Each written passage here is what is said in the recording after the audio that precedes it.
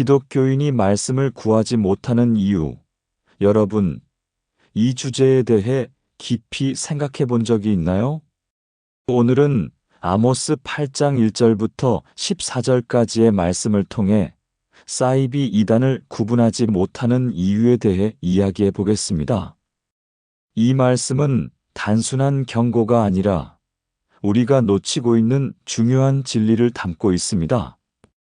풍년이 와도 그것은 오히려 재앙이 될 수 있다는 사실을 아시나요? 부자가 되어도 그로 인해 타락하는 경우가 많습니다. 오늘날 많은 사람들은 돈만 많이 벌 생각을 하며 살아갑니다. 불쌍한 사람을 도와주기는커녕 그들을 착취할 생각을 하죠. 남을 속이면서까지 돈을 더 벌려고 하는 모습은 인간의 생존 본능에 매몰된 상태를 보여줍니다. 이런 상황에서는 먹고 사는 문제가 해결되더라도 우리는 여전히 동물적인 생존 본능에 갇혀 있게 됩니다. 어쩌면 동물보다도 못한 상태일 수 있습니다. 왜냐하면 동물은 때로 배가 부르면 먹는 것을 멈추기 때문입니다. 하지만 이성적인 생각까지 지배당한 사람은 끝없이 욕망을 충족하려고 합니다. 그렇다면 우리는 어떻게 이러한 상태에서 벗어나 진정한 말씀을 구할 수 있을까요? 다음 이야기에서는 이 질문에 대한 깊이 있는 통찰을 함께 나누겠습니다. 여러분이 생각하지 못했던 중요한 진리가 그곳에 숨겨져 있습니다. 이런 사람들에게 평온은 없습니다. 여러분 상상해 보세요. 쾌락과 불안, 교만과 시기 질투만 존재하는 삶. 그 속에서 우리는 정말 행복할 수 있을까요? 하나님은 이런 사람들을 용서하지 않으십니다.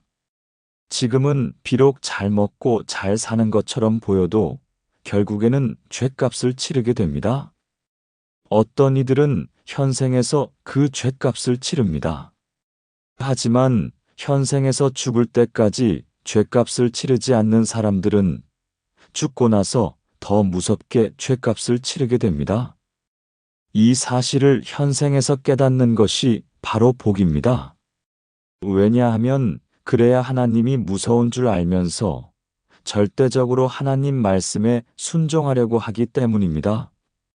우리가 하나님을 두려워하는 마음을 가질 때 그분의 말씀에 귀 기울이게 됩니다.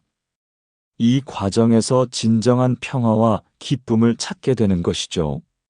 그렇다면 우리는 어떻게 이러한 깨달음을 통해 하나님과의 관계를 깊이 있게 발전시킬 수 있을까요? 다음 이야기에서는 이 질문에 대한 흥미로운 해답을 함께 찾아보겠습니다. 여러분이 미처 생각하지 못했던 중요한 진리가 그곳에 숨어 있습니다. 여기서 가장 중요한 것은 하나님 말씀에 제대로 순종하지 못한다는 사실입니다. 여러분 상상해 보세요.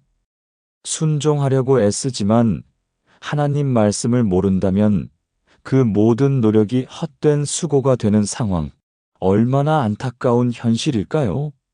아모스 8장 12절에는 여호와의 말씀을 구하려고 돌아다녀도 얻지 못하리니라는 경고가 나옵니다. 이 말씀은 우리에게 강력한 메시지를 전달합니다.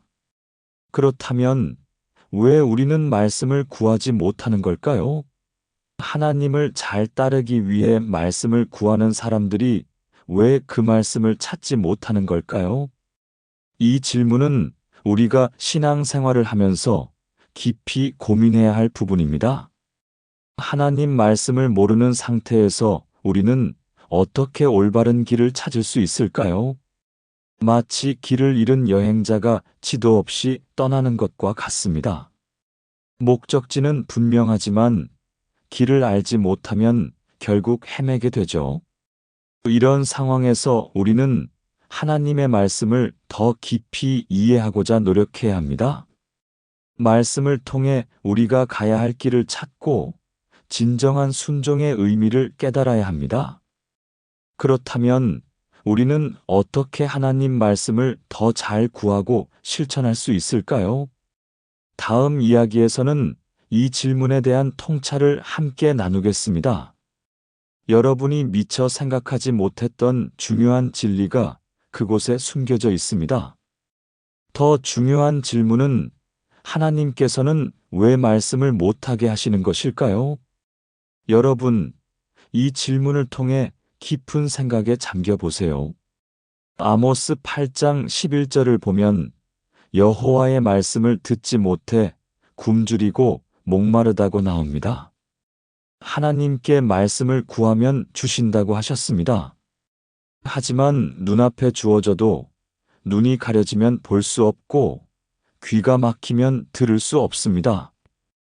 즉, 우리는 인간이 하나님 말씀을 알아듣지 못하는 상태에 빠져 있다는 것입니다. 눈과 귀가 가려진 상태에서 말씀을 구하려 해도 그 말씀은 결코 우리에게 도달하지 않습니다. 마치 시야가 좁은 터널 속에서 길을 잃은 것과 같습니다. 아무리 소리를 질러도 그 소리는 외부로 전달되지 않죠. 이런 상황에서 우리는 어떻게 해야 할까요? 먼저 자신의 마음을 열고 하나님께 진정으로 다가가야 합니다.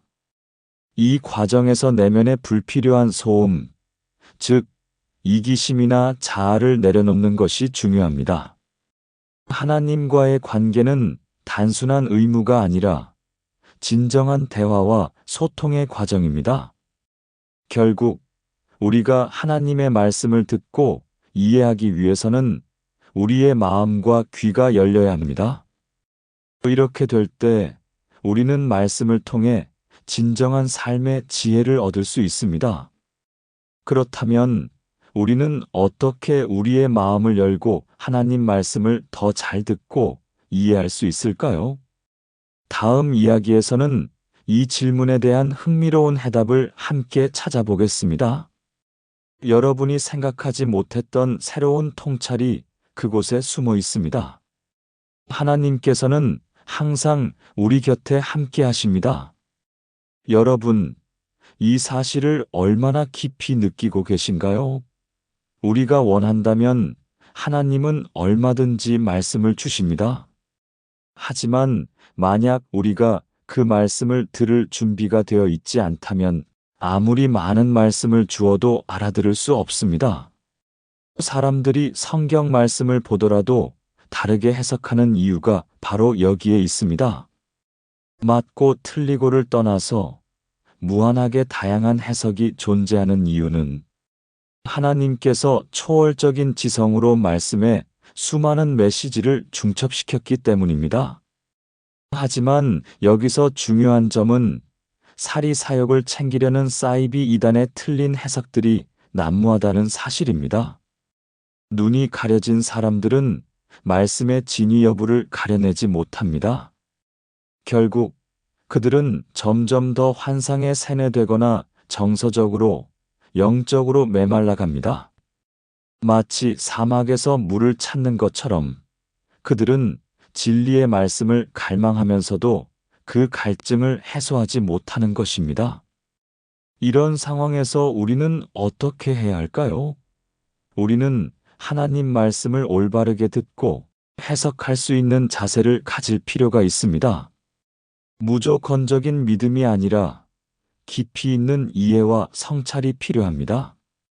그렇다면 우리는 어떻게 하나님 말씀을 더 잘 이해하고 그 안에서 진리를 찾을 수 있을까요? 다음 이야기에서는 이 질문에 대한 흥미로운 해답을 함께 나누겠습니다. 여러분이 미처 생각하지 못했던 새로운 통찰이 그곳에 숨겨져 있습니다. 정통 기독교라고 해서 안심할 수 있는 것은 아닙니다. 여러분, 이 사실을 아시나요? 큰 피해를 입히지 않더라도 하나님 말씀을 제대로 전하지 못하는 사람들도 존재합니다. 말씀의 진위 여부는 성경 전체 맥락에 맞춰서 볼 수 있어야 합니다. 하나님의 뜻과 의에 맞춰보면 모든 것이 딱 들어맞습니다. 하지만 인간적인 이기심과 생존 본능에 매몰된 사람들은 인간 중심적으로 성경을 해석합니다. 이것이 바로 말씀을 구하지 못하는 대표적인 현상입니다. 우리는 하나님 말씀을 제대로 볼 수 있어야 합니다. 그러려면 가장 먼저 인간적 이기심을 내려놓아야 합니다. 나의 욕심, 이기심, 걱정, 불안 등을 내려놓을 때 우리는 비로소 하나님 말씀을 구할 수 있습니다. 이제 오늘 말씀을 정리하면서 기도로 마무리하겠습니다. 초월적인 지성으로 우리를 이끄시는 하나님을 찬양합니다. 오늘도 귀한 말씀으로 돌아보게 해주심을 감사합니다. 저 또한 제 중심적인 생각으로 말씀을 바라보던 적이 있음을 고백합니다. 이런 저를 불쌍히 여기사 용서해 주시옵소서. 온전히 하나님의 뜻과 의를 발견하도록 인도하시옵소서. 우리가 스스로 잘못을 깨닫고 이기심을 내려놓고 하나님을 먼저 바라보게 하소서. 나보다 남과 타인을 더 생각하게 하소서. 우리 공동체를 위한 내가 되게 하소서. 하나님 나라를 위한 우리가 되게 하소서. 오늘도 우리의 기도를 들어주셔서 감사합니다. 아멘.